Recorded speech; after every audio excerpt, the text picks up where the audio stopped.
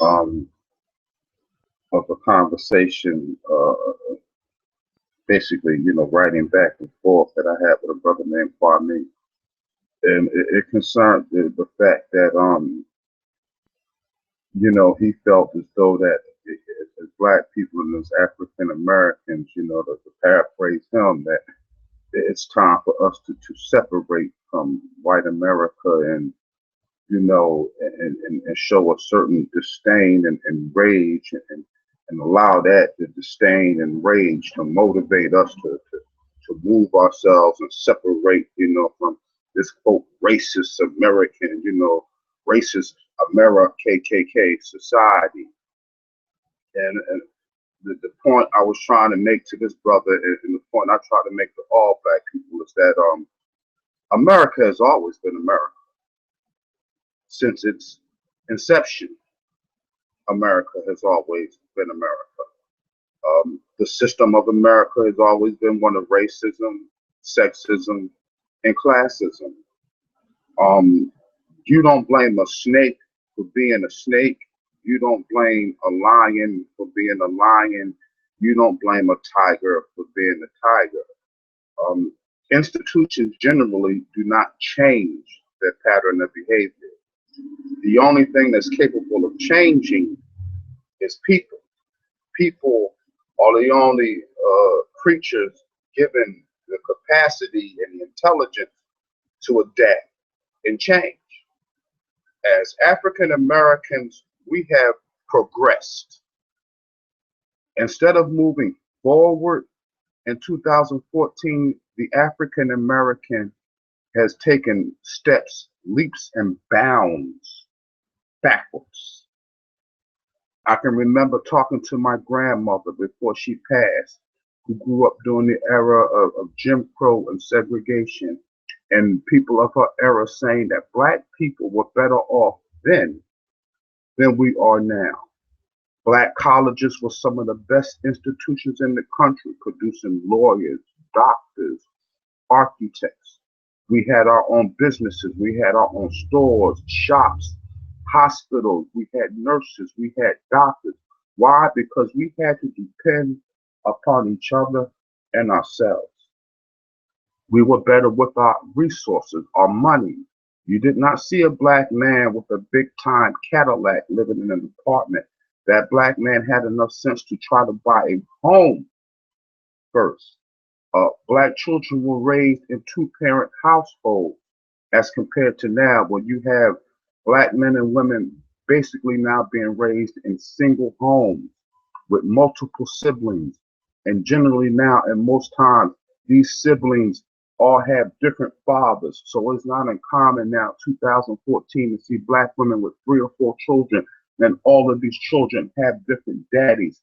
That does nothing to create a cohesive family structure or family environment. In fact, that kind of living arrangement creates chaos. As black men, no one's locking you up. We are lining up and voluntarily going to prisons. And in fact, it is almost a rite of passage now in the black community for our men to go off to prison, basically throwing their lives away, giving their lives away. Black men would rather stand out on the corner and sell drugs, penny ante, instead of working a job, instead of working 2 jobs, doing whatever they got to do to feed their families. No, it's much easier for them, and it's become acceptable for them to stand on the corner, do nothing all day, waste their time, and participate in petty, lawless, juvenile, non-productive, idiotic fucking crime. To that young man's family in Ferguson, Missouri, to his mother, to his grieving black mother, my heart goes out to her.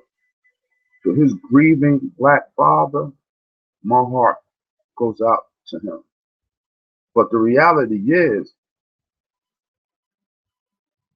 as a black male, as young black males, he was 10 times more likely to be shot by another black male than by this white cop.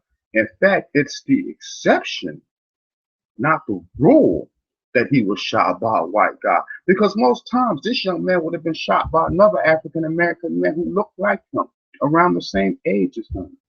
As a people, we have relegated ourselves to second class citizenship, and we put ourselves there. You see Latino groups, you see Asian groups come to America and they stay within their own community. You got Asians and Latino groups who come to America, don't even speak English, won't even learn English, but they have thriving, successful communities. They put their children through college. They live in family units with mother and father raising children together. And we look at it like, oh, what they're doing, like that somehow they're pulling off magic. You know what I mean? Well, they're just doing basic, fundamental things to promote strong family, strong community. The complete opposite of what we do. As African American male, like I say, we'll have, $20,000, $30,000 worth of automobile, sitting outside the project. We don't think to take that little bit of money, buy us a nice little cheap fixer up a home, work on that home to build a foundation and have a family with. No, we think it's just more important to look stylish. We spend our money on the most, petty and materialistic shit, and we think it's cute. We think it's cute, that we rather look good than to have, basic things that it takes to create a strong family environment. I came up on the street and I seen so much drug money that could have been done with other things. And people say, why are you promoting drugs? Well, let me give you an example. Let me tell you about two men. Both of them were bootleggers. Both of them sold illegal whiskey. One gentleman's name was Al Capone. Another gentleman's name was Joseph Kennedy. Well, Al Capone, he wound up in prison. He wound up dying from syphilis. Joseph Kennedy was the father of John F. Kennedy. Joseph Kennedy took his bootlegging money and he put a son in the White House. Joseph Kennedy invested his bootlegger money, and until this day, it's almost 3-4 generations of Kennedys still living off that money that their grandfather, their father, and their great-grandfather made bootlegging. See, we're taught to be more like Al Capone than Joseph Kennedy. You understand what I'm saying? We do nothing productive with whatever resources that we have in hand. I'll give you another example. You go down to a city like Miami, Florida now. Miami, Florida was a raggedy town. It was where old people went to sit around and do nothing. You have to go back to the 80s and understand that when cocaine hit, what those Cubans did when they came to America, they parlayed that drug money. See, those Cubans, they opened up shops with that drug money. They had cousins, brothers, sisters, nieces, and nephews, and they didn't drag them into the streets to drug gangs. They put them through college. They bought little buildings and apartments. A lot of these multi-million-dollar homes that you see in Miami now, that these stars live in, those are drug dealers' homes. Drug dealers built those homes. All those fabulous nightclubs and restaurants you see in Miami right now to this day, drug dealers put all that down in Miami. But see, what they did was they found ways to give those businesses to family. So long after all those dope boys from Miami, all those Cuban drug dealers are dead and in jail, they left their people an inheritance. See, the only thing, excuse my French, that a nigga leaves his children is a bad name and a bad reputation. What you mean a bad name and a bad reputation? Ain't you so-and-so son? Yeah, you gonna be just like that nigga.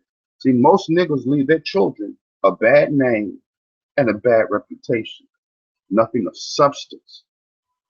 See, most people's dream is to let their children have it better than they did. Most black men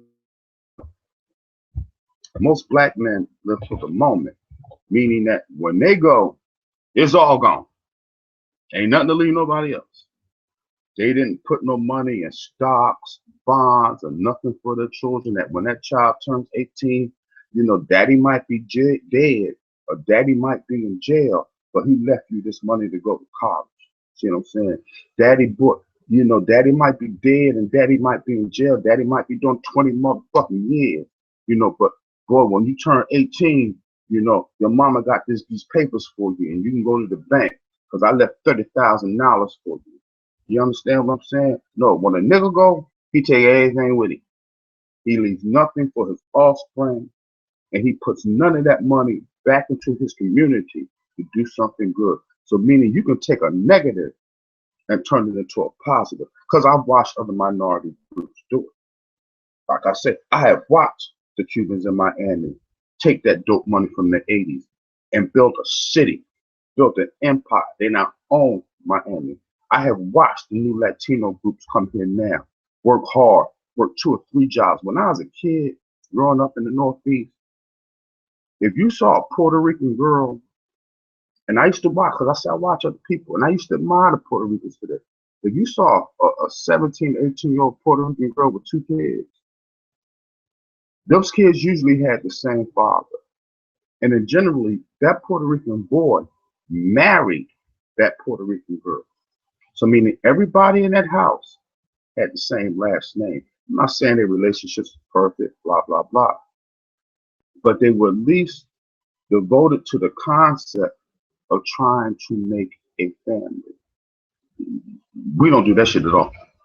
We fuck, we mate, we procreate, and we move on. No sense of responsibility, no sense of trying to create a unit, a family structure. So to my brother, what I'm trying to say again is you can't blame America for being America. It ain't gonna change. It's gonna always be what it be, and it's gonna always do what it do. I can only look at a people that over years and over time have gotten progressively worse. I can only look at black males who, again, rather spend their time on the streets doing the most petty and lawless of crimes instead of trying to get out here and work whatever job they can, just try to stay legal, to try to keep money in their pocket, to try to show their kids a better example. I can only blame black women who choose to have all these different children by all these different men and put no expectations on these men to do anything. If you remember, somewhere in the 90s, it became popular. You know, I want a roughneck, and all of a sudden, thug life and thug men became sexy, and the thug culture became sexy. Well, how that shit working out for you bitches? How that shit working out for you bitches when you proclaim the thugs as the example of manhood in our community? And look what it has done for us now. Look who are the men who run our communities now. The knuckleheads, the nobodies, the men who bring nothing but negative images and negativity to our community. So how's it working out for you ladies? When you thought thuggism was sexy. I see black women now, black women are more confused than ever.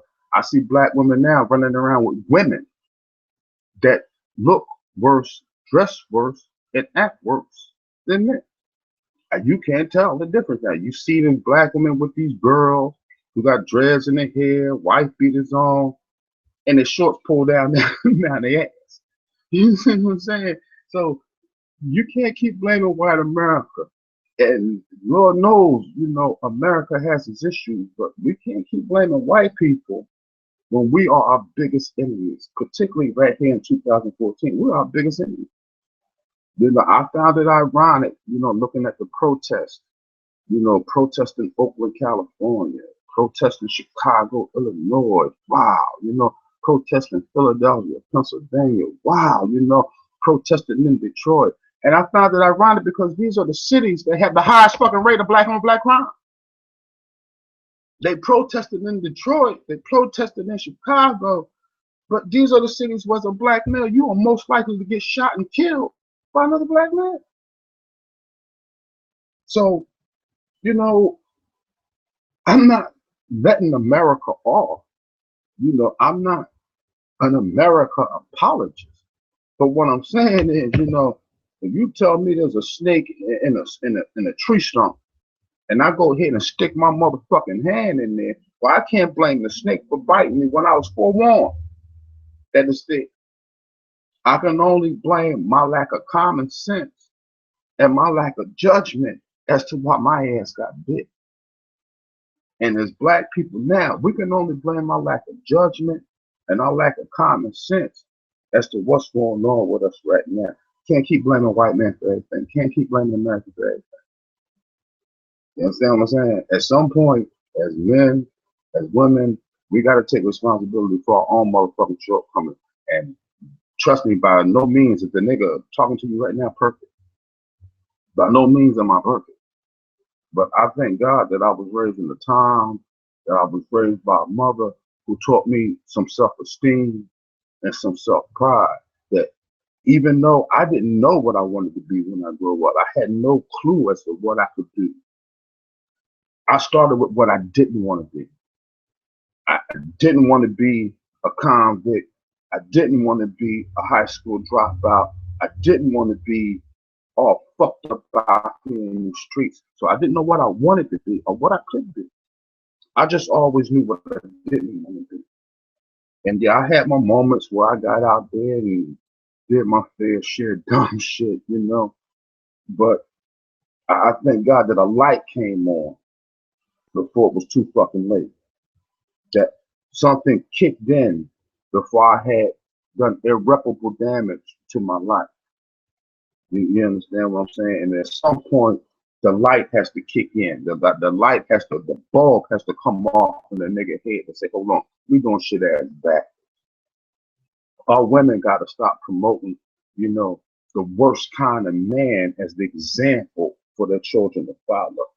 You know, and we as black men can't keep basing our whole self-worth and our value on our dick. See, because most niggas base their value on their dick or some material fucking shit that they got, not on how are they conducting themselves and supporting themselves as men. As men. See, we base our value on the most petty and juvenile of shit. And then wonder why we don't have any respect. I'm hearing people saying that the white cops or these cops don't respect our neighborhood. Well, why would they? You put yourself in a position and you working in a neighborhood where you constantly see people disrespecting each other, murdering each other, showing no type of love and support for each other. As an observer, how will you begin to think about those people?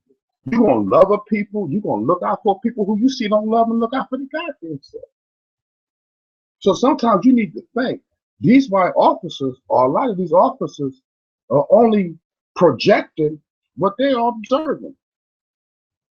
Why would you think a white, let's just say this cop is a racist white, call him all kinds of names, this racist white cracker. Let's just say he all that. Okay? Then why would you think he give a damn about your life? This is the last person you want to provoke. This is the last person you want to agitate. If you think he's a white racist cop with a gun, this is the last motherfucker you want to get into a confrontation with. You understand what I'm saying? So sometimes we put ourselves in these positions and they say, well, then that's fucked up. That's fucked up. Because see, every time I'm have a confrontation with a cop, I'm assuming two things. This cracker either want to kill me or this cracker want to throw me in jail. So I conduct myself accordingly. Because in the end, I just want to walk away from this incident. In the end, I just want to be able to go on about my business. And I'm a smart ass. I got a motherfucking mouth on me. But I know there's certain times where that shit can get you killed. Or that shit can get you in some motherfucking trouble. There comes a time where you need to shut the fuck up. if you want to avoid certain situations, certain conflict, no matter how tough you are. And see, even the toughest nigga on the street, no, there are times where you outgunned, you outnumbered, you know, this ain't the time. I need to let this shit go so I can regroup. You know what I'm saying? Sometimes, yeah, there's a time to say fall back, retreat. This ain't the time right now for a fight. And the people who don't know that, those are motherfuckers that are dead. Because they didn't know sometimes you need to back off, regroup, and come back at it in a different way, from a different angle, from a different perspective. I love my people. But I see too many people making excuses for my people. You understand what I'm saying? I see a town, you know, where the numbers are correct. The town of Ferguson is 60% black. How you a town that's 60% black, but you keep electing the same racist ass man for the last 20 years? So it seems to me, all these Al Sharptons and all these, you know, what they call them poverty pimps, they need to go down there and get these people registered to vote. Because see, if you paid attention to the news, there was a black woman that ran against that district attorney, and she lost to him, not in a general election, but an African American female lawyer lost to this guy in a Democratic primary. Those of you who understand elections know, what in the fuck? How does a black woman lose to a racist white man in a Democratic primary? Because none of them niggas got off their ass and went and voted for. So had all those niggas got off their asses and voted for that black woman, guess what? Instead of that white man standing there, you'd have had a black female district attorney standing right there. And remember, this district attorney that they hate, he been dead for 20 motherfucking years. He ain't no emperor. He ain't no king. That's an elected position. So that means this man was somebody people could have did something about had they had voted. And again, in the last election, he beat a black female lawyer, very intelligent, very attractive black woman. He beat her in a Democratic primary. How white man beat a black woman in a Democratic primary? Because them niggas ain't get off their ass to vote. Them niggas didn't organize themselves to say, hey, we got a viable sister, college-educated lawyer. Let's get her ass in there. No, they said, fuck it. They stayed home. Some black people ain't had no respect for this black woman because she talks proper, she's educated. Oh, that bitch means she's white. Because that's how we think sometimes about educated, progressive black folks. See, sometimes we snap our own necks because we see educated, articulate, progressive black folks and we say ignorant ass shit. Oh, like, they just trying to be white. Or that bitch thinks she white, that bitch thinks she better. Instead of saying an intelligent, articulate black woman who can go in there and actually do some things. So this is how you got the DA that you got now, Ferguson, because just a few weeks ago, just a few years ago, I don't know how long ago the election was, but in the previous election for district attorney, when you had a chance to vote his ass out, when you had a chance to elect a female black lawyer as your district attorney, set your asses at home, smoking blunts, playing video games, talking shit. They be fucking having more children that nobody wants to take care of and nobody can support. Because, God forgive me for saying, if it wasn't for the federal government, if it wasn't for the welfare system, there'd be a lot of hungry, starving black children out here now, because for most black women, that's their only means of income. 2 or 3 children, and your only true means of income is a check you waiting on for the federal government.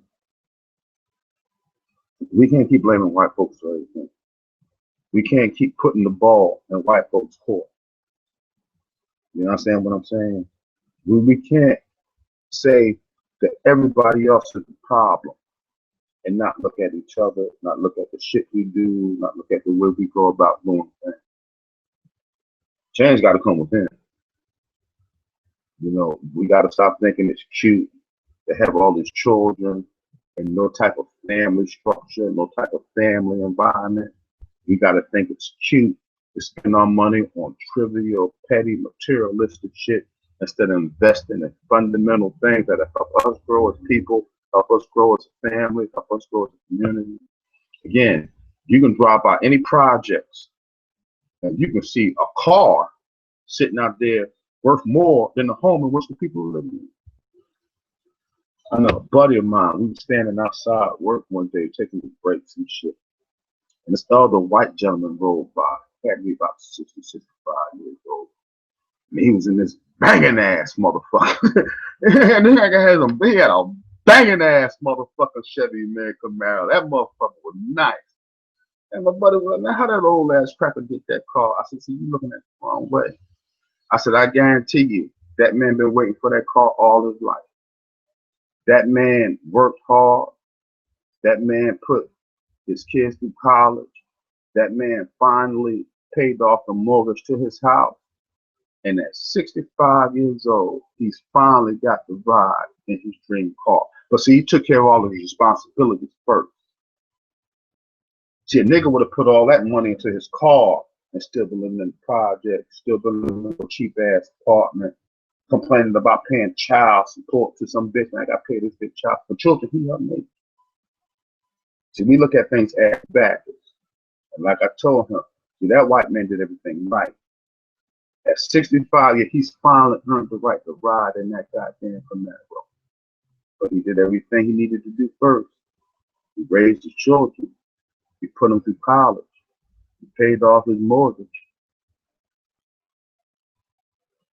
What we do, again, 9 times out of 10, and I say 9 times out of 10, because for all you brothers and sisters out there who are doing it right, God bless you. God bless you. For all you who do it right, for all you who sacrifice, work hard to try to do it right, I say 9 times out of 10. But for most of us, for the rest of us, we do shit ass backwards. We do shit completely ass backwards. So let's stop blaming other people when you pull out your gun, no pun intended, and shoot yourself in the foot.